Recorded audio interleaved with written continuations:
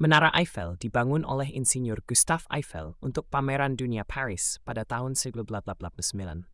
Menara ini dibangun untuk merayakan 100 tahun Revolusi Prancis. Berikut adalah sejarah singkat Menara Eiffel. Rencana pembangunan Menara Eiffel dimulai pada tahun 1984.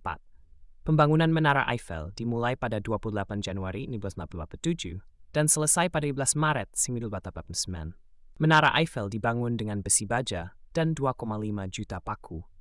Menara Eiffel merupakan struktur tertinggi di dunia saat selesai dibangun. Menara Eiffel sempat dikritik oleh masyarakat Prancis saat itu. Menara Eiffel menjadi ikon dan daya tarik pariwisata di seluruh dunia. Menara Eiffel masih digunakan sebagai titik fokus perayaan Hari Bastille 16 Juli dan Malam Tahun Baru. Menara Eiffel merupakan salah satu bangunan tertinggi dan paling terkenal di dunia. Menara ini juga menjadi simbol modernitas dan kemajuan Prancis pada abad ke-19.